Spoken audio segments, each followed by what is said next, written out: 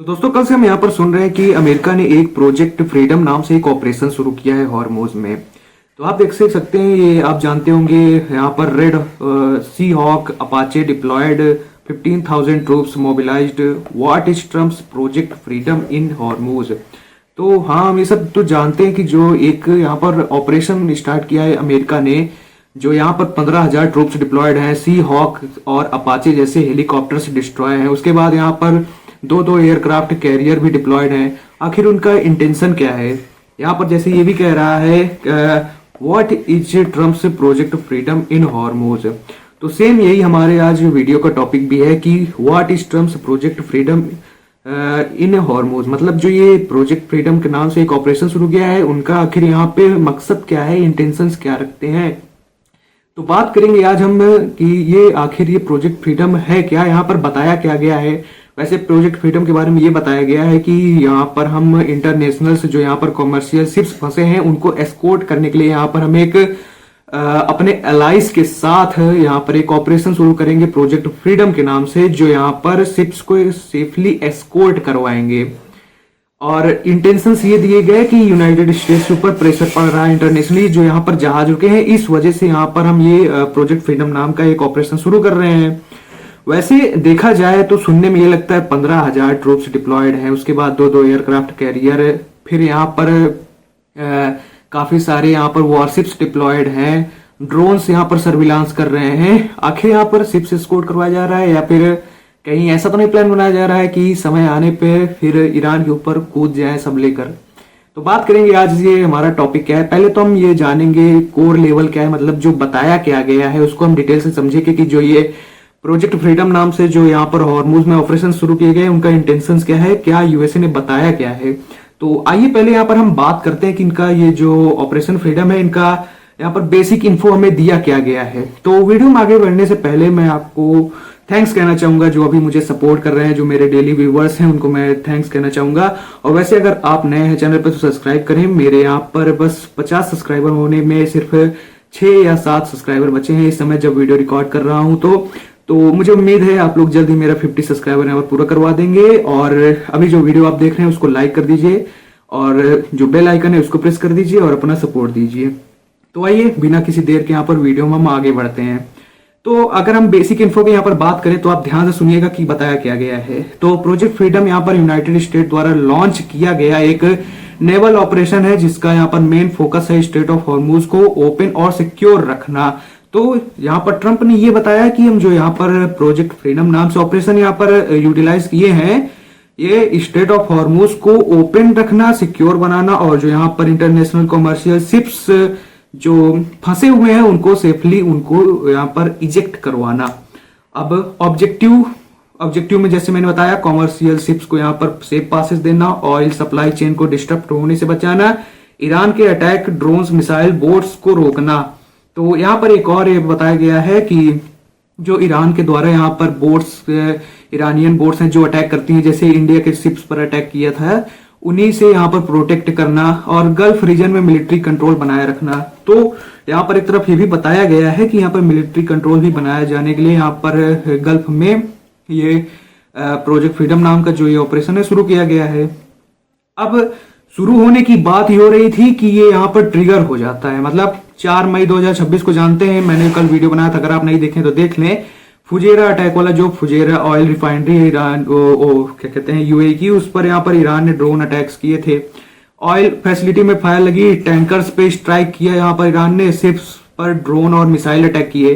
तो इस घटनाओं के बाद यूएस ने तुरंत यहाँ पर रिस्पॉन्स दिया। फिर जो यहाँ पर लॉन्च टाइम में थोड़ा देर हो रही थी, फिर यूएस ने उसको तुरंत यहाँ पर अपने उस प्रोजेक्ट फ्रीडम को ऑपरेशन को शुरू किया। मतलब टाइमलाइन ये है कि पहले यहाँ पर ईरान यहाँ पर अपना ड्रोन अटैक करता है, मतलब ईरान अपना यहाँ पर कुछ मिलिट्री रिस्पांस देता है शिप्स पर और क्या कहते हैं यूएई पे, उसके बाद ये प्रोजेक्ट फ्रीडम लॉन्च होता है।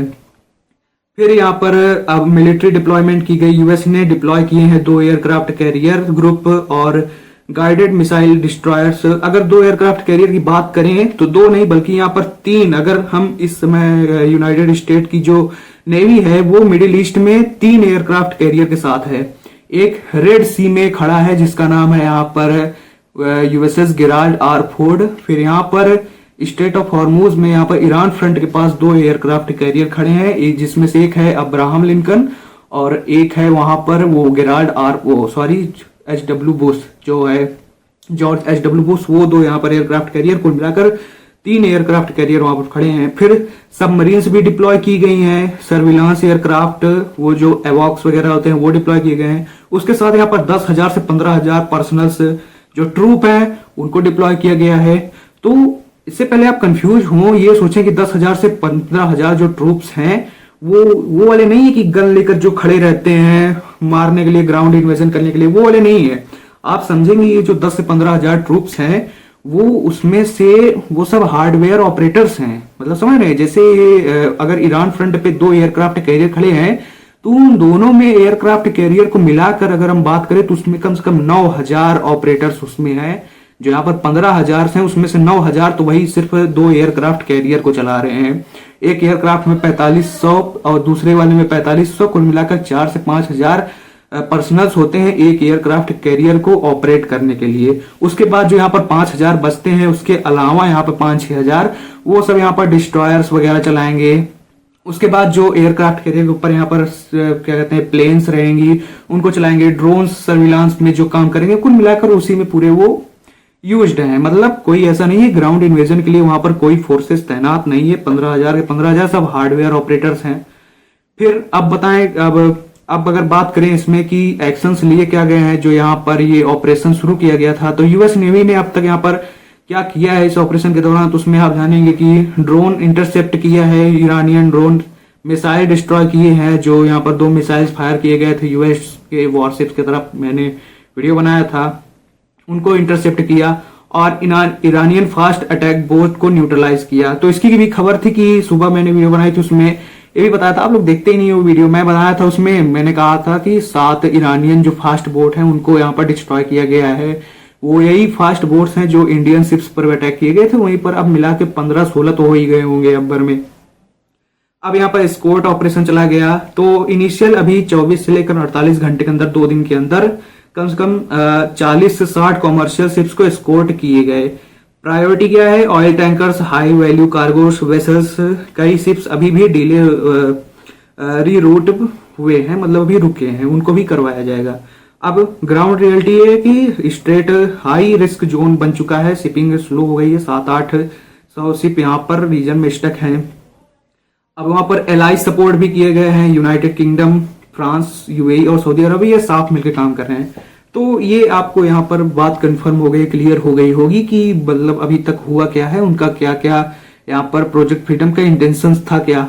अब जो बड़ी बात ये होती है कि एक अमेरिकन एडमिनिस्ट्रेशन ऐसा काम करेगी जो कि ग्लोबली जो ग्लोबल के फायदे में हो, मतलब शिप्स एस्कॉर्ट करवाना इंटरनेशनल शिप्स को, ये सब अमेरिका के वहां पर ज्यादा क्या कहते हैं इंटरेस्ट में आता नहीं है। फिर भी इससे हम कह सकते हैं कि इंटरेस्ट ये है कि अगर वो बाद में अगर यहाँ पर कोई मिलिट्री स्ट्राइक्स वगैरह करते हैं तो उससे पहले ही वो अभी यहाँ पर हार्मूज पे अपनी पकड़ बनाना चाहते हैं और जो इंटरनेशनल प्रेशर क्रिएट्स होगा उससे बचना चाहते हैं। इंटरनेशनल प्रेशर क्यों क्रिएट होगा, क्योंकि जब वो लोग मान लीजिए सेकेंड राउंड में वार शुरू हो जाएगी तो अमेरिका के ऊपर प्रेशर बनेगा कि आप जो ये वार यहाँ पर छेड़े हैं उसकी वजह से यहाँ पर ईरान कोई शिप्स जाने नहीं दे रहा है। तो वही कहीं ना कहीं अमेरिका ये चाहता है कि पहले ही मैं पकड़ बनाकर यहाँ पर कंटिन्यूली अपनी डोमिनेंस बनाए रखूं और शिप्स को यहाँ पर एस्कॉर्ट करवाता रहूं। अब जब मैं कहीं यहाँ पर सेकेंड राउंड की वॉर शुरू करूंगा तो उसमें ईरान को इतना एडवांटेज नहीं मिलेगा जितना पहले उसने एडवांटेज कायम किया था, उसने पहले पूरा ही ब्लॉक कर दिया था। तो अब कहे तो वो धीरे धीरे यहाँ पर पूरा अमेरिका वो हॉर्मूज पे कैप्चर मतलब अपनी डोमिनेंस बनाना चाहता है। वो जो चोक पॉइंट है हॉर्मूज का वहां पर वो उसको अपना एक कैप्चर करना चाहता है, उसको वो अपनी डोमिनेंस वहां पर करना चाहता है। जो ईरान की डोमिनेंस थी फर्स्ट राउंड के 40 दिनों के कॉन्फ्लिक्ट में, अब वहां पर अमेरिका चाहता है कि मेरी यहाँ पर डोमिनेंस बन जाए। तो वैसे तो इंटेंशंस तो यही लगता है कि हमें कि यहाँ पर जो इंटरनेशनल प्रेशर से बचना चाहता है, क्योंकि अगर जो सबसे बड़ा वहां पर बैकलैश होगा वो इंटरनेशनल होगा। अगर अमेरिका वॉर में गया पूरा, अगर स्ट्रेट ऑफ हॉर्मूज पूरी तरीके से अगर बंद हो गया तो सबसे बड़ा बैकलैश इंटरनेशनली यहाँ पर अमेरिका पे आएगा। तो उसी से बचना चाहता है, वही इसका इंटेंशन है। नहीं तो अमेरिकन एडमिनिस्ट्रेशन वहां पर ग्लोबल इंटरेस्ट में काम करेगी, ऐसा हो ही नहीं सकता।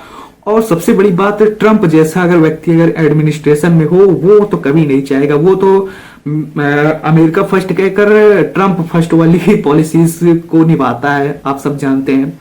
तो ठीक है दोस्तों, फिलहाल इस वीडियो के लिए इतना ही। मेरा जो यहाँ पर टॉपिक था कि ये जो इंटेंशंस क्या है, जो प्रोजेक्ट ऑफ फ्रीडम जो भी हो उसको शुरू किया गया है, उसके बाद रियल कारण क्या हो सकता है इस ऑपरेशन को चलाने के लिए, तो मैंने आपको समझा दिया है। आई होप मेरी बोली हुई बातें आपको समझ में आई होंगी। तो ठीक है दोस्तों, मिलते हैं किसी नेक्स्ट वीडियो में। और आप लोग चैनल को सब्सक्राइब कर लिए, वीडियो को लाइक करिए और अपना सपोर्ट भी दीजिए। तो जय हिंद, मिलते हैं नेक्स्ट वीडियो में।